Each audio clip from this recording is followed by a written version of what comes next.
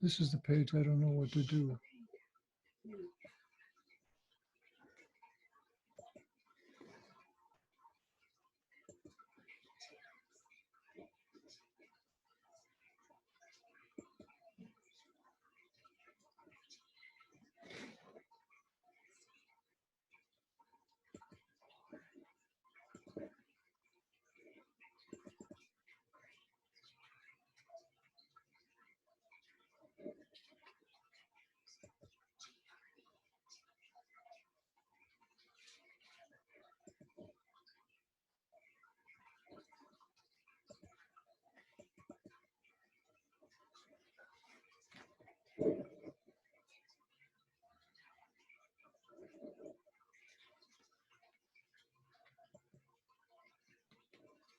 Here's where you can grab the chat.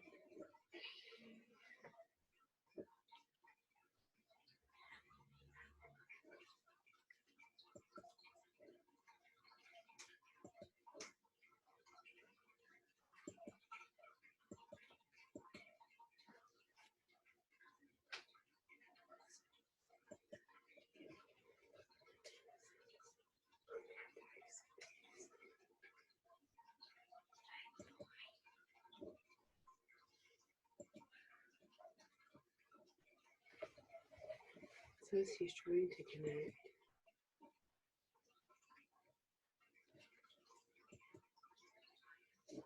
Looks like this guy's on.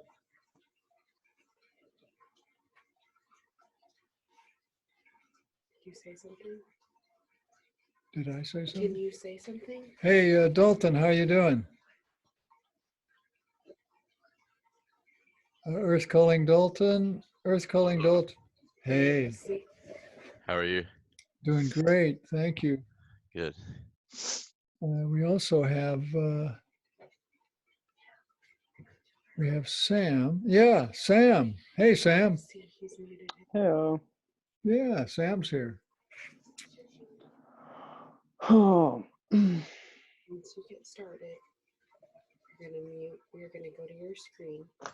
How do I go to my screen? You go to video and then you push mute all. So look. Mute all. Everybody's muted. Okay. So if you want to unmute them, you just do unmute all. Where does it say unmute all? Okay. Do you need your glasses? I don't need glasses. Okay. They have the ability to unmute themselves, Uh-huh. Even if I have a even if mute you on? have mute on. Oh, wow. But you can go and unmute them one by one if you want. Okay. Great. And you got this by going to All chat. Unmute all. No, this is under manage participant. If you want to do a chat, you can go right here. Oh, this is manage participants. Can one of you type something in the chat so you can see what it looks like? Yeah, I got it. See? Hello.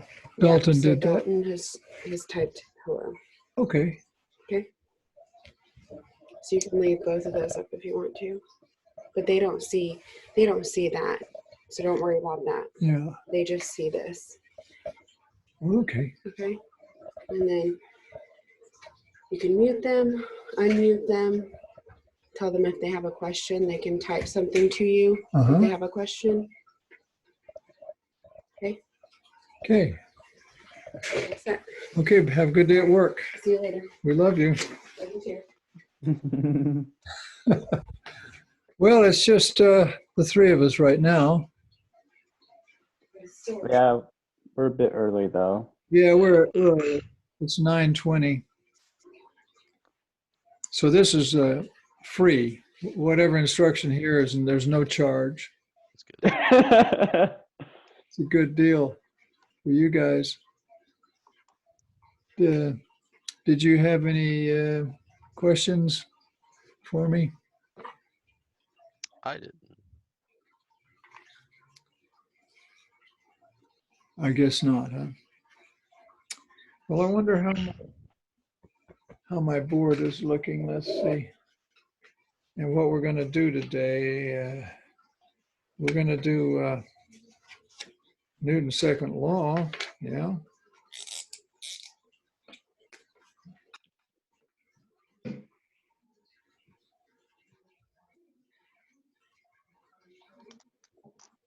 Newton's second law. Yeah. Yeah. N2L. What's the other meaning of N2L? Do you guys remember that? Never too late to change your major. That's it. That's it. Yeah. You could switch sociology, for instance. See? Or psychology, maybe. But we're not going to do that, are we? No, sir. No. I took a course in psychology. I think everybody has to. To get a college degree, I think you have to take a course in psychology. Have you taken it? Whoever is listening out there, have you taken psychology yet? Nope. Nope. Nope. I think you'll have to, unless they've changed things. Yeah, I don't know at this point. Definitely didn't have to take it for TCC. Oh, okay. Maybe for OSU to graduate. I don't- Yeah. I got an A in it, but I don't remember anything. I don't remember a thing. But we're going to talk about N2L for sure. And the moment of inertia, I want to talk about that too.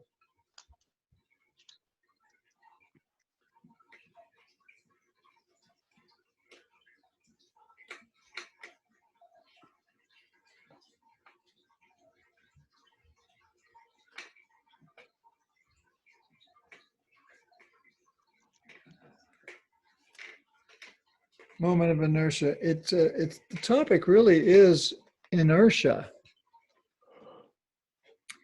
And we should all understand inertia. If you wish you could just stay in bed and not get out of bed, that's inertia, right?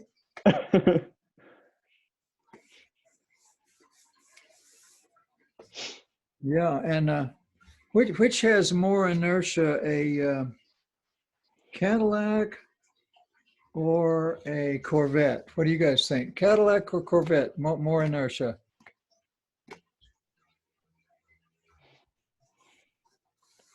I have no idea. Like a wild guess, Cadillac.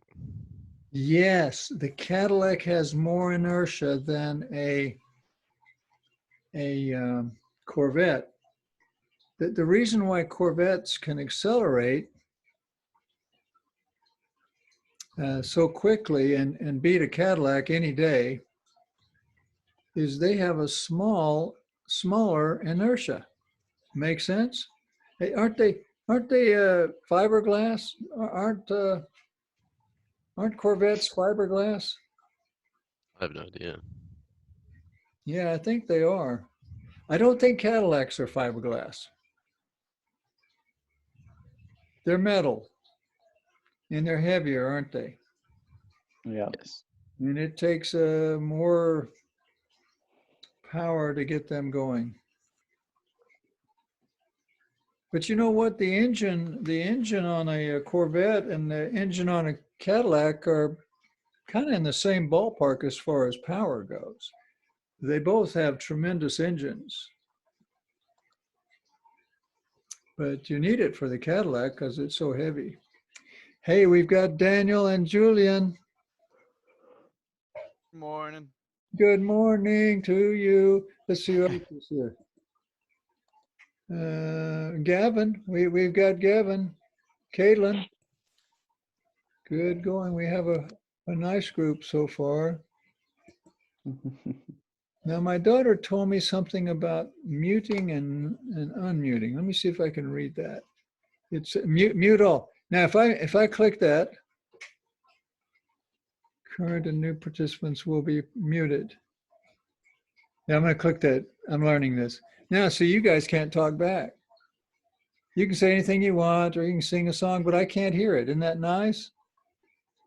Okay, now I'm going to unmute all. Here we go. Now, if you say something, or if a dog barks, I can hear it. Yeah, Yep.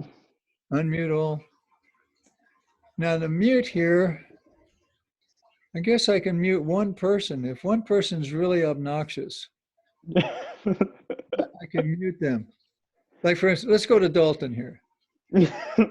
Dalton, I'm going to mute Not you. me. Yeah, you're going to get muted. There.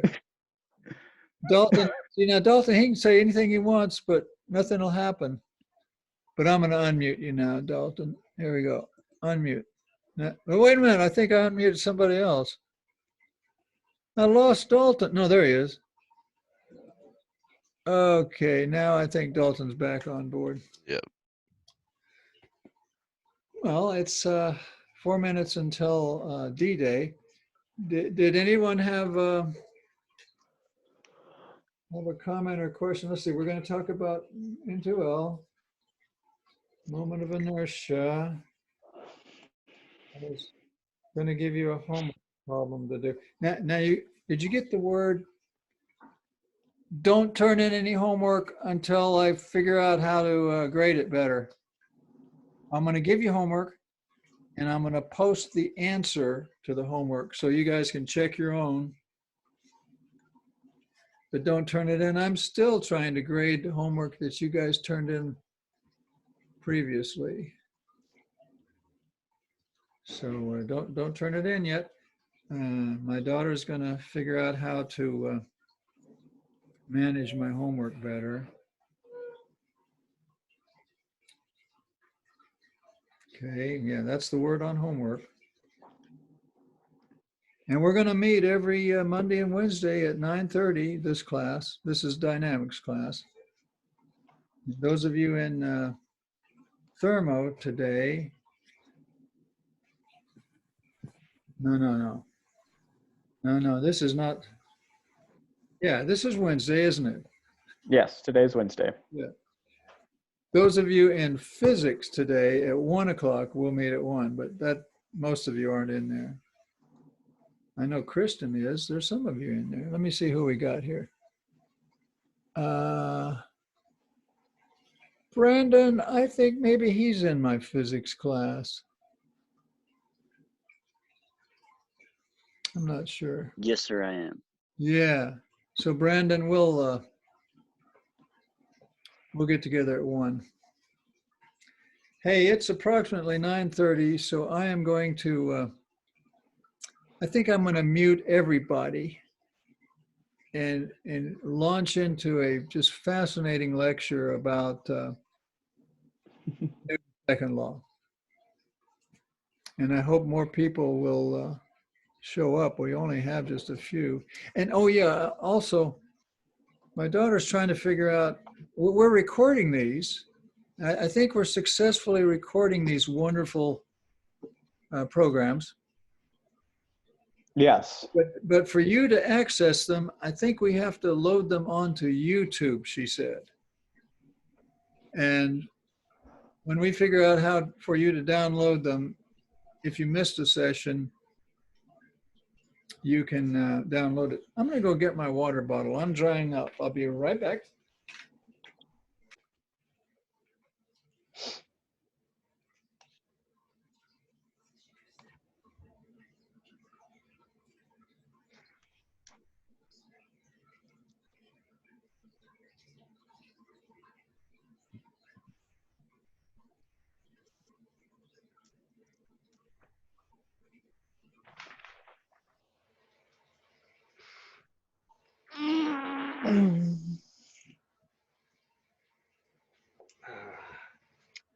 Okay, that's better.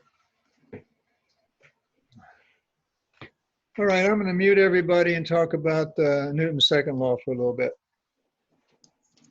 Here we go. Mute all, it says. There we go. Now, this does say that you can unmute yourself. I've got everybody muted, but if you're just dying to say something, you can unmute yourself and say something. Okay, now begins the lecture. Newton's second law. That's the topic right now.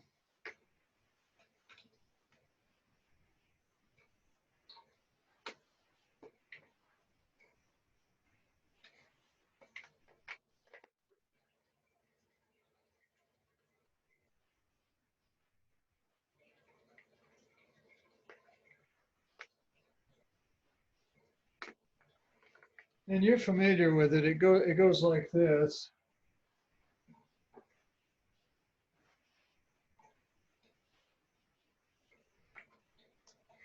Now that's Newton's second law if you have a particle. Now if you have a rigid body, then that acceleration is the acceleration of the center of mass of your rigid body. But everything else is the same. But now that's only for translation. That's the translational version of Newton's second law. There's also a rotational version. See, when you have a rigid body that can spin, there's another version of Newton's second law, and it goes like this.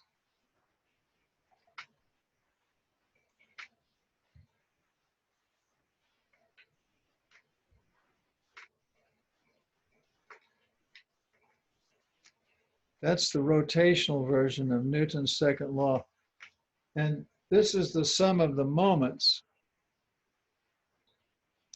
of all the forces acting on your rigid body about your center of mass. That G, I don't know why they picked G, it's just the center of mass.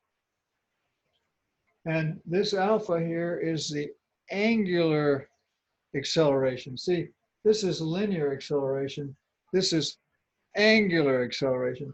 And this thing here is called the moment of inertia. I'd like to show you where it comes from. So you'll wonder, well, where did they get that? It comes from the kinetic energy of a rotating body. See, if you have a body, like a potato maybe,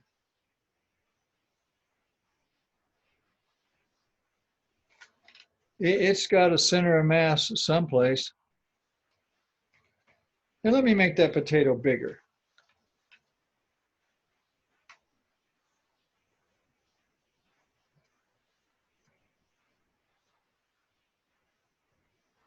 We'll put a few eyes on that potato. There we go. Now we'll put the center of mass of the potato, probably, I don't know, in here someplace. And now we're going to find the kinetic energy if it's spinning. If that potato is spinning, say it's got a angular velocity omega. And what we'll do is we'll find the kinetic energy of our potato by adding up all the little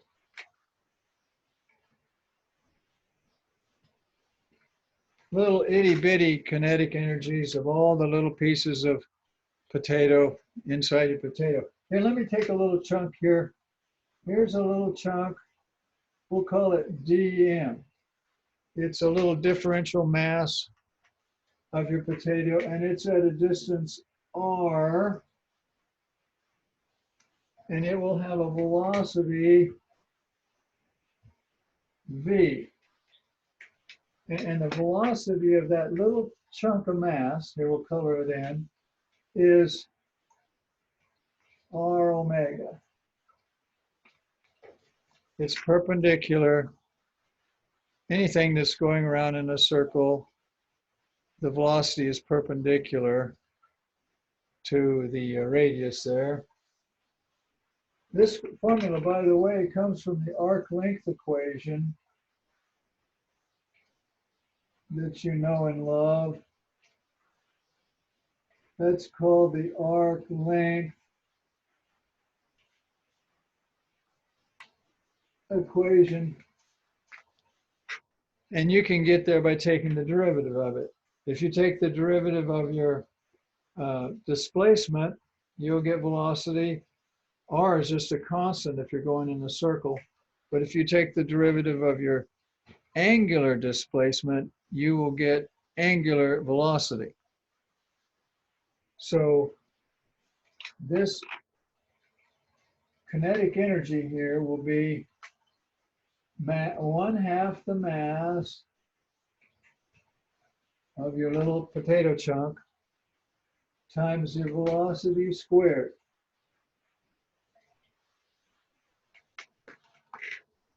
Can you all know and love the formula for kinetic energy? We've had that. It's 1/2 mv squared. So we got 1/2 little chunk of mass times v squared. And we can write it like this.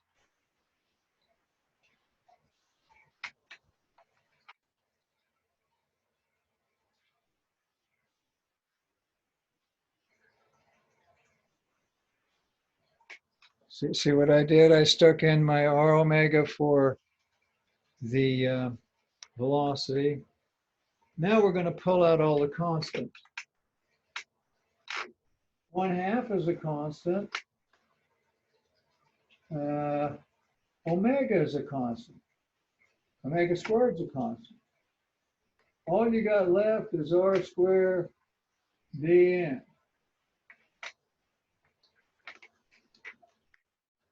Now the reason why that omega is constant is when that potato is rotating, every part of the potato has the same angular velocity. It turns the same number of radians or degrees per second, every part of it.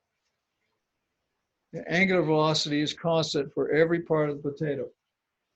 Now this thing right here, they decided to give it a name. They called it I.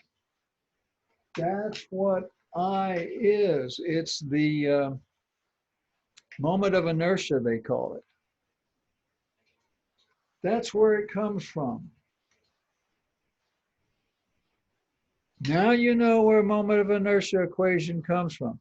Let's talk about that for a little bit. If you understood all that. Here, let me, you can unmute yourself if you have any comment about where the moment of inertia equation comes from. Go ahead, I'll wait and see if anybody wants to say anything.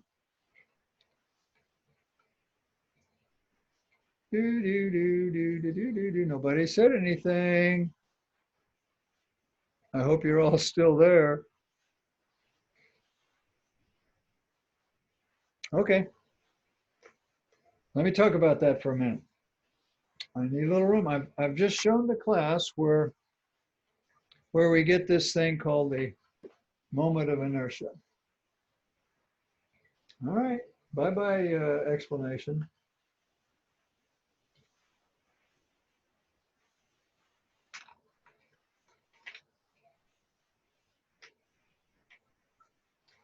Now the topic this morning is Newton's second law, but see, it's got this moment of inertia thing in it, and we need to understand that. I tried to show you where it came from. Here's the equation again.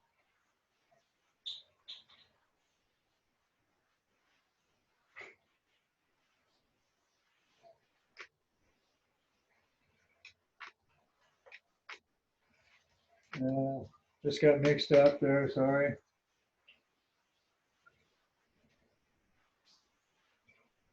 But there it is. That's the equation for the moment of inertia. There's another name for this. They call it moment of inertia. Well, actually, they call it mass moment of inertia.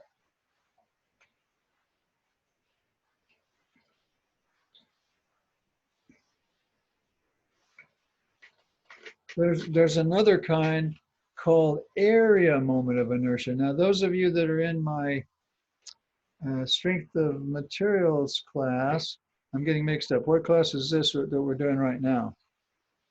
This is dynamics. In dynamics, we do mass moment of inertia, but in strength of materials, we do area moment of inertia. See, this has units of kilogram meters squared, whereas as in our other course, the strength of materials course, the units of area moment of inertia are different. Now, I got to find out if anybody's really out there. I feel like I'm talking to myself. I'm here, Yeah, Professor. Yeah. I'm here. You're there. And how about somebody that's in my dynamics class? Do you remember the area, I mean my strengths class, do you remember the area moment of inertia? Base height cubed over 12. Say that again. It's base height cubed over 12. Yeah, well now that is for a slender rod. You're right. It's 1/12 BH cubed. Very good. But what are the units for that, for the area? Oh, it's the length to the 4th power. Yeah, so what would be the units in the metric system? Meters to the 4th. Right. Good, good. Now, who is it I'm talking to? This is Gavin. Gavin Shepard? Gavin Shepard, yes. Yeah, I recognize your voice, Gavin. Yeah, Gavin's absolutely right. The area moment of inertia, if this is an area moment of inertia, the units are meters to the 4th. But see, mass moment of inertia, they are kilogram meters squared. Now I'm going to erase this here because we're in dynamics and you guys aren't supposed to know anything about this. So I'm going to erase it. You never heard of it. All you know is mass moment of inertia. Now Gavin just told us the equation for a slender rod or a broomstick. Let's show you that. Let's show you the equation for a broomstick. Wouldn't that be fun? Here goes. There's the equation. And here's the broomstick. There it is. And it, okay, there's the broomstick. And it has,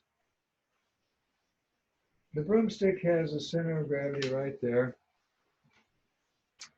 And we'll just call this the x-axis. And this broomstick has a length L. And we'll call this little distance here dx. And the mass of that little piece of the broomstick will be some constant times dx. We're going to derive the equation for the moment of inertia of a broomstick. So here goes. Here's our equation. So the moment of inertia of our broomstick will be the integral of, well, in this case, this distance from here to here is x. There's x. So you go x squared times the mass, which is lambda dx. Now, what lambda is the mass per length. It's the kilograms per meter of your broomstick. Now, we're going to have to integrate this. If I chose that to be the middle, you're going to have to go from minus L over 2 to to plus L over 2.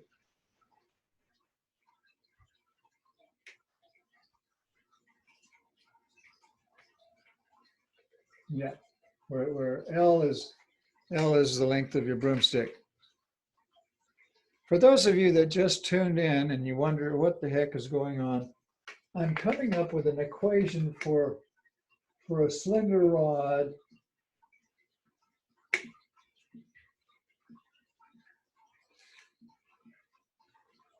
it's in your book. It goes like this.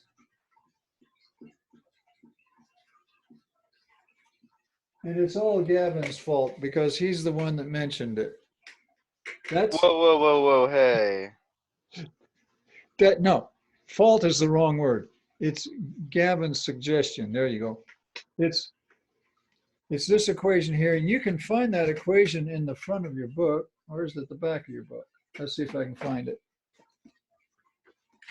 Yeah, there it is.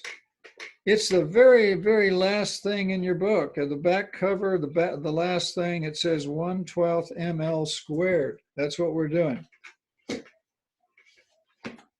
And we're almost done. Okay, now we're going to integrate this. Here we go. And you get calculus students, you get lambda goes out in front, the mass per length. And when you integrate that, you'll get x cubed over 3 from plus L over 2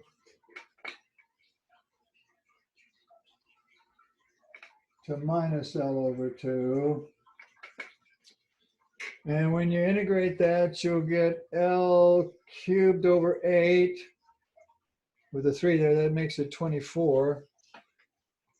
What you'll get is lambda L cubed over 24 minus lambda. No, it's a minus, so it's a plus lambda L cubed over 24. Professor, wouldn't the negative be the? Oh, never mind. That doesn't matter. See, when you cube a negative, it'll be negative, and when you subtract a negative, you'll get a plus.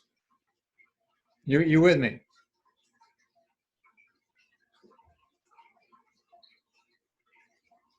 Bottom line. I need room to write this. Bottom line for your broomstick is lambda L cubed over 12, because a 24th and a 24th adds up to 12. And see, lambda L is equal to the mass of your broomstick, so you get ml squared over 12. And by Jove, that's 1/12 ml squared, isn't it?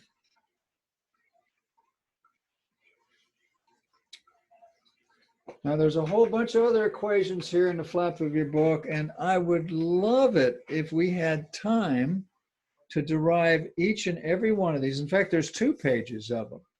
They even have area moments of inertia on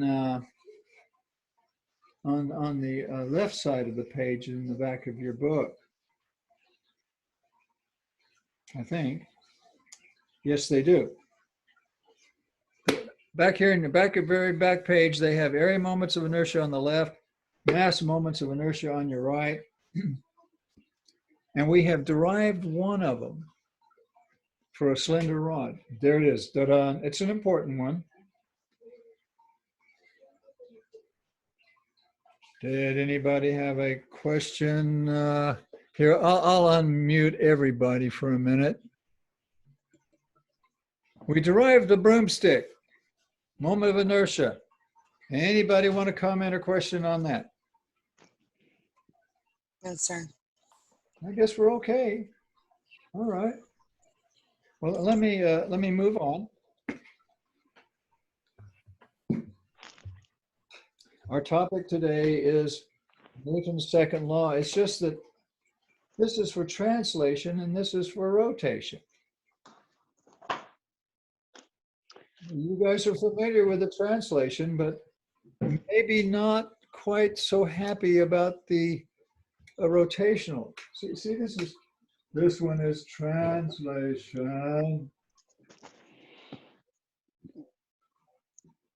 And this one is rotation. And you have to have both. Newton's second law, if you don't have both, you don't have Newton's second law. You only have part of it. Okay. And we're talking about this thing here, which is called the moment of inertia. All right. Now that's about the centroid or the moment center of gravity. You can also find the same thing about a different point, like point A, B, or C, or whatever you want. It's just that this R now is not the distance to these little chunks of mass from the center of gravity. It's from whatever point you're talking about, like point A or whatever. Okay, I need this room, so we're going to say goodbye to all this for a minute.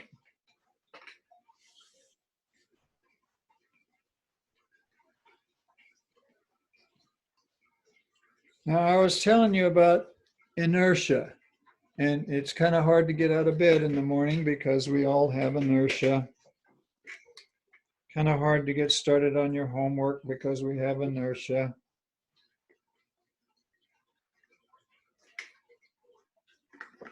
There's two kinds of inertia. There's linear inertia.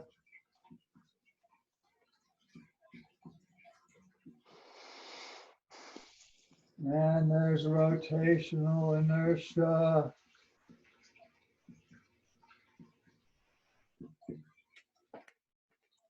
Linear inertia is it's hard to get your car going to accelerate it. And that's why the Corvette accelerates so much quicker than the Cadillac. It's got less linear inertia. Now, rotational inertia, it has to do with how hard it is to get something spinning. Like, for instance, if you take a meter stick and just hold it in the middle and spin it, it's pretty easy.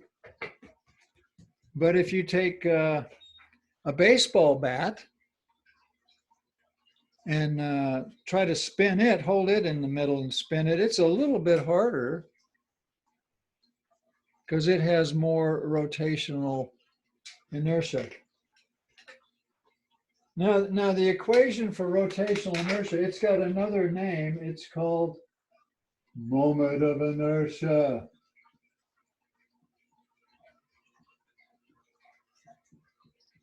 And it has an equation, a definition. It's this. We've just been studying that. Rotational inertia, it's got this symbol I. If you do it about the center of mass, it's Ig. And the name of it is moment of inertia. Linear inertia also has a symbol. Let me, I like to interact with my class. See, I hate just talking to myself. Now you're all unmuted, I think. Let's see. Yeah. Yeah. You're all unmuted. Somebody out there, tell me the symbol. See, the symbol for this is I. What's the symbol for linear inertia? Go ahead, I'm listening.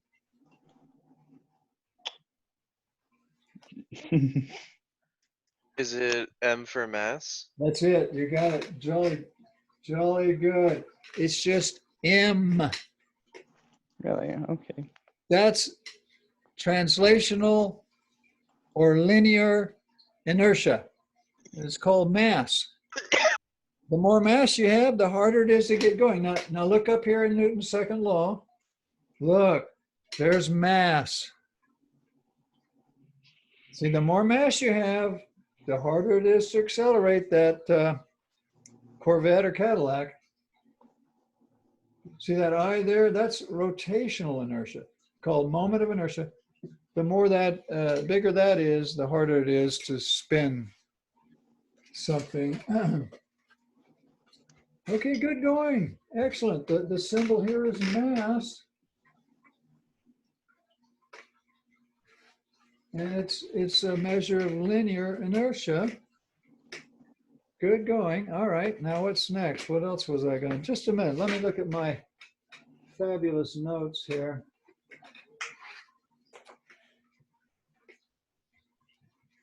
Okay. Excellent. Let's see what else we got here.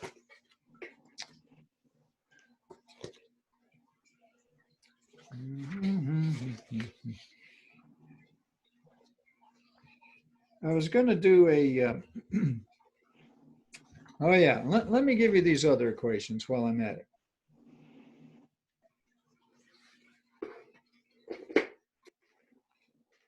it. This is not the only equation for Newton's second law of rotation. There's a couple others. Let me give you those. If you understood all that, I'm going to give you the other equations. There's one that goes like this.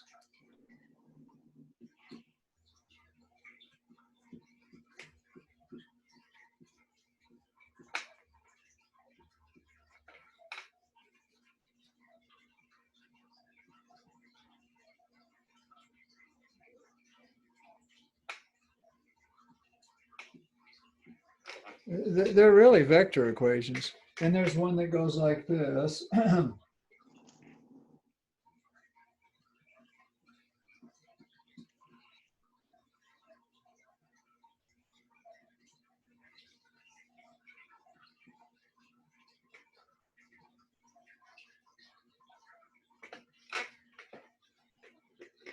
All three of these are just different versions of Newton's second law of rotation. Professor Griffin, Yes. on that middle equation, Yeah. it's the sum of MA equals IG. Is that an alpha or is that a D? And the middle equation. Oh, Yeah, it's right there. Thank you for asking. That is an angular acceleration. Okay, thank you. Thank you. Now these have names. Of course, you know what these things are. They're the sum of the moments. This is the sum of the moments about the center of mass. This is the sum of the moments about some other point. It could be A, B, C, whatever you want. So these are moments of forces about a point. You understand that because you've studied that.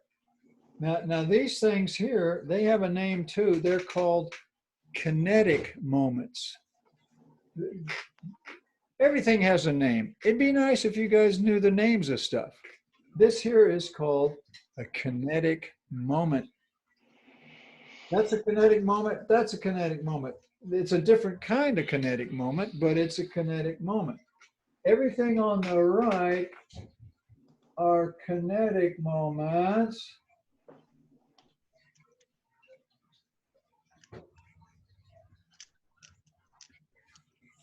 And everything on the left are moments. And we know what that means. It's moments of forces, because you can have other kinds of moments.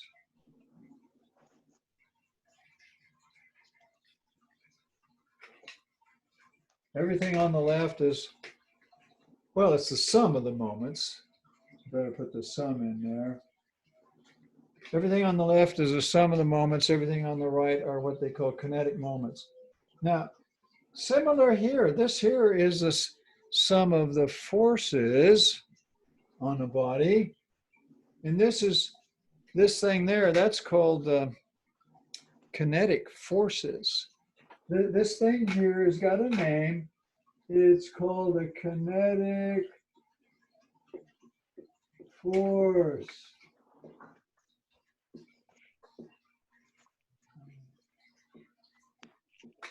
Ta-da, there you go. If you can read my writing. Kinetic forces. Now, I would like us to be able to understand and use those equations. But I think the first thing we got to do is go back to this moment of inertia thing. What do they call the rotational inertia? And maybe work a couple of sample problems. Let's see. I picked out one that I want to do with you. It's 1710. It's on page.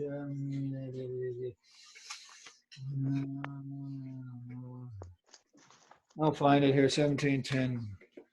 It's on page 420.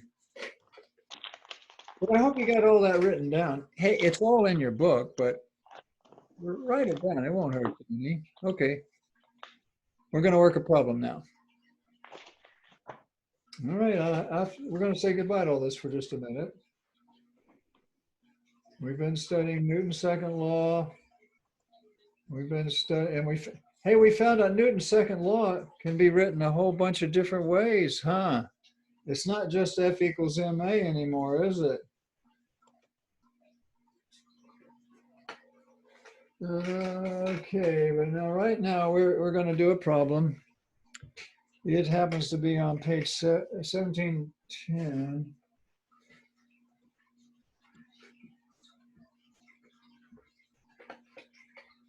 No, it's problem 1710. It's on page 420.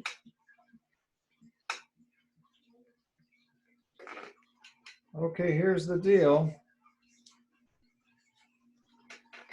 When you guys do your problems, do you measure angles and do you do distances to scale? Usually not. Boy, that's the truth. That was an honest answer if I ever heard one. Okay, now this is 2 meters.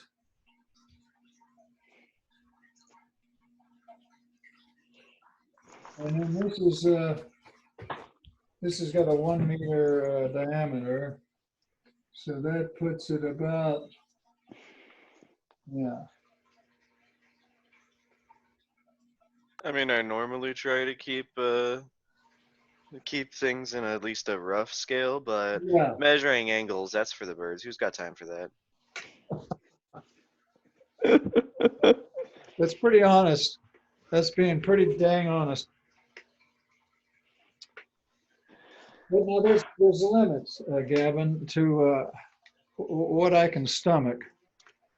I had 3 students turn in that problem that had the 20-degree angle, the piston connecting rod, example 1712 of the problem that I gave you guys. And I put some grades in the grade book. I'm not through grading those. But some of your 20-degree angles were not 20 degrees on your paper. They were way, way off. If it says 20 degrees, it ought to kind of look like 20 degrees.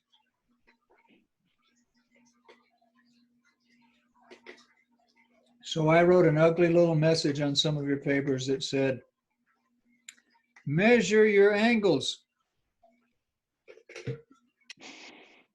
Okay, now let's see, we're doing this problem here, and it says this is 2 meters, and this is a 1 meter diameter, and the plate, it's not a sphere, it's a plate, and it's 4 kilograms, and the rod is a 2 kilogram rod. Oh, I need to tell you about radius of gyration. Well, we'll get to that, but that's a topic that I need to talk to you about. But what they want to know is what we're going to do is we're going to find, what would they call this, 0.0? Yeah, they call that 0.0.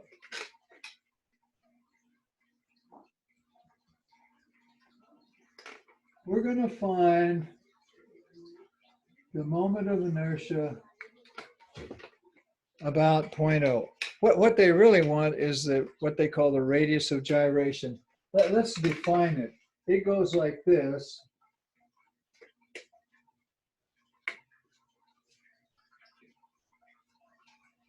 This K thing, they got a fancy name for it. It's called radius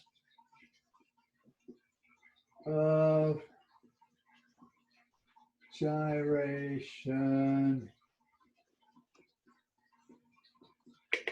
But see, if we can figure out this, we can figure out that. Because the mass, I can tell you what the mass is, it's 6 kilograms. See, this mass is 6 kilograms. And if we could only figure out this moment of inertia, we could find that radius of gyration. So that's the plan. All right. Well, here goes. We're going to do the broomstick first. And the moment of inertia of the broomstick would be 1/12 mass, was it 2 kilograms? 2 kilograms times 2 meters squared. If the broomstick was spinning about its middle, see, here's its middle, but it's not. It's spinning about 0.0. So you have to add to it the parallel axis theorem. You've got to take your 2 kilograms times this distance here, which is 1 meter.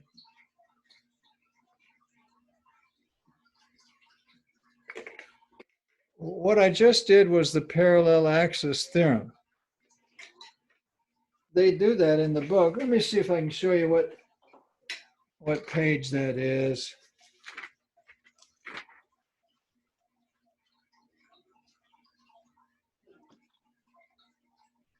I'm looking for the parallel axis theorem where they use it, maybe. Yeah, there it is. It's on page 415. You will find on page 415 the parallel axis theorem.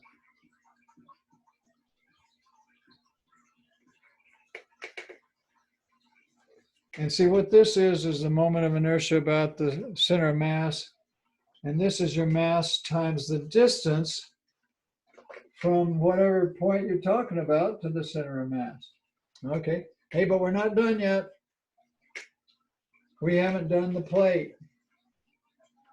So we're going to have to add to it the plate. This is not a sphere, it's a plate.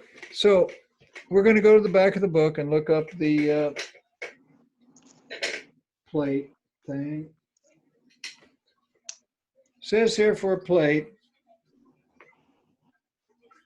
1/2 mr squared. In the very back of the book, flap of your book, a plate that's spinning about its center is 1/2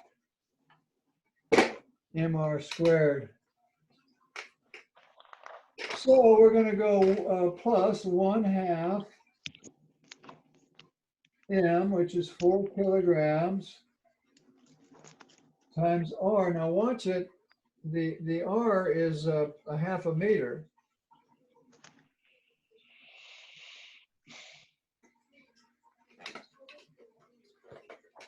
That would be if the plate circular plate was spinning about its middle, 1/2 mr squared. But it's not. It's spinning all right, but it's spinning at a distance about O, which is, I think it's 2.5 meters. So what you have to do is you have to go 4 kilograms times 2.5 meters squared. We're going to have to add up all of this and all of this, and we should get the answer in the back of the book. Let's try it. Here goes. I'm going to add that up here and see what happens. And I want you to do the same.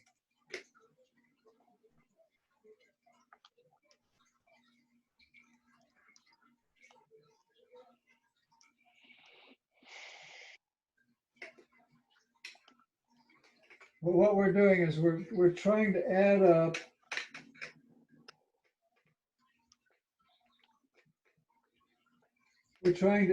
everything in this circle here.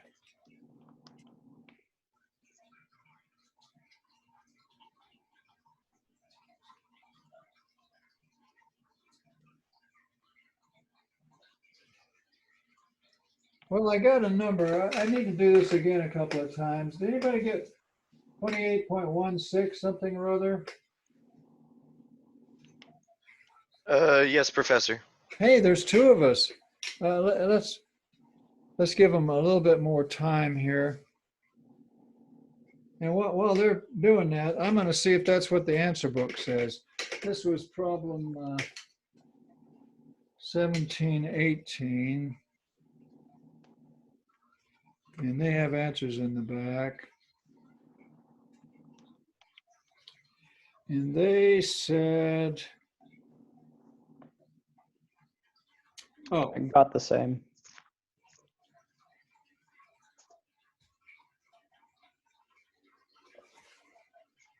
no, I'm reading the wrong problem. It's 1710. Oh, we're not done yet, guys. They wanted the radius of gyration. So what we have to do is we have to set this equal to the mass, which is 6 times that k squared thing. All right, let me do that. We'll see if we get the answer that they wanted. So you take the 2816, divide it by 6, and then take the square root. And I'm getting k is 2.16 meters. What'd they say? Oh, it's a bunch of 6s here. The book says 2.17 meters. They rounded off. By Jove, we got that right. Can you guys see all that? I think so. Okay, good. We did a problem. Now I'm going to give you one, and I need to write this down on the blackboard for those that didn't attend class. And my daughter is figuring out a way for you guys to pull these wonderful videos up on YouTube. So those of you that you miss a session, if we can figure out how to do it, and I bet she can, you could watch this wonderful session on YouTube. But I'm going to give you a homework, and I need to put it on Blackboard, and this would be 1711. Okay, for your homework.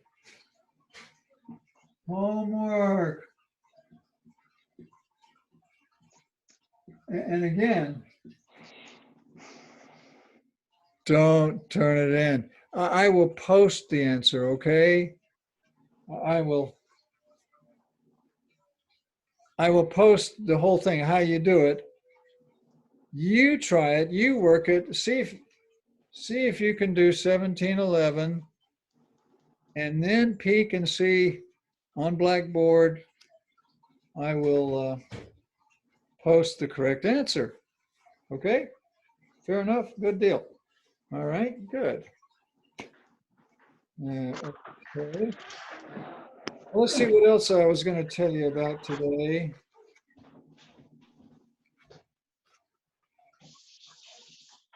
We talked about the radius of gyration. I could tell you more about that. See if there's anything terribly. Like what the heck it means. Yeah, why don't we talk about that for a second? Good idea.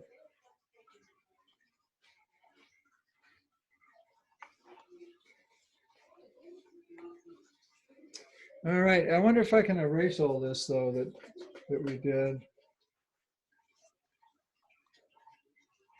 Okay, well here, I'm gonna erase it. Goodbye, everybody on that one. I'll leave that homework sitting there because that's what you're gonna do. We did 1710 on page 420. Whoops, I didn't mean to erase that exactly.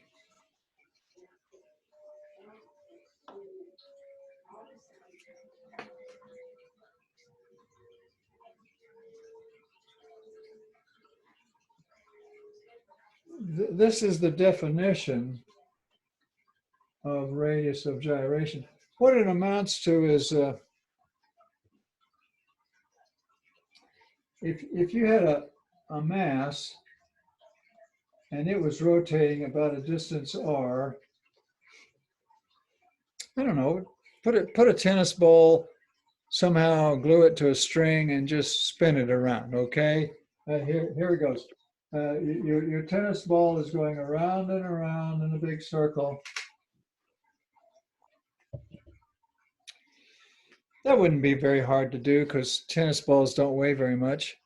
But if that was a shot put,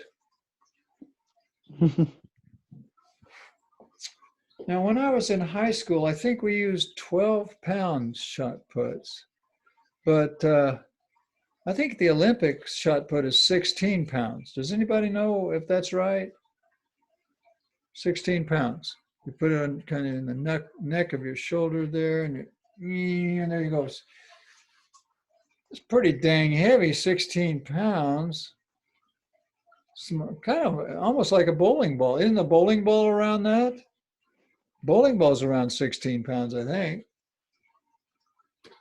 That's Shot pretty heavy for a bowling ball. Oh, are they more like 12 pounds?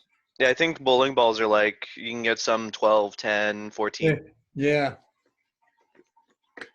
Well, I think Yeah, Olympic, we could look it up, we could Google it, It's but I think the 16 Olympic shot puts are 16 pounds, but It's they're a 16 lot to smaller 30. than bowling balls. How come the shot puts in the Olympics are smaller than bowling balls? Because bowling balls have a lot of plastic resin in them. They're a lot less dense. Yeah, they're made out of some kind of plastic. Whereas shot puts, I think that's made out of iron or steel. They're all metal. They're heavy. Well, anyway, if you have a shot put tied to it, better have a chain on that baby. I don't think a string is going to work. And you sling it around. The moment of inertia, by definition, is the integral of r squared dm. But you don't need to integrate anything. In this case, it'd just be r squared m. And in this case here, do you see the similarities? Mr squared, r squared. The k, the radius of gyration, would equal r. So to understand the radius of gyration, what it is if you could concentrate all of your mass at that distance k, which in this case is r, you would have your the same resistance to spinning. It would have the same resistance to spinning as another body that wasn't all concentrated at one point where you'd have to integrate it. Like with a broomstick. See, with a broomstick, it's not equal to r squared m. It's equal to 1/12 ml squared. Yeah, and we proved that, didn't I? I showed you that. Yeah. So that might help with the radius of gyration. And I've told you about Newton's second law. We still got a little bit of time left. I could do another one here. Now your homework is going to be 1711. You're not going to turn it in. I'm going to post the answer. But I think maybe we don't want to overdo this. I love this stuff, and I could talk about it for hours. Hey, Professor. Yeah. What's the utility of the radius of gyration? Like, I understand the concept. It's Oh, like thanks. treating it like it's a point particle, Yes. but I don't understand what that allows us to do that's any different from just doing it the normal way. Okay. The utility or the usefulness of it is that some reference books list radii of gyration rather than moments of inertia. They tell you basically the same thing if you understand that equation right there. And so it's just a way of reporting things. It's sort of like you have a social security number and you have a driver's license number. They both identify you. But do not give that number to the scammers that are calling you up and pretending they're from some government agency. But see, there's two ways to report the resistance to spinning or rotation. One way is the moment of inertia. The other way is the radius of gyration. It's just another way of saying the same thing. Did that satisfy you, Gavin? Sufficiently, yes, sir. Okay. Well, is there any?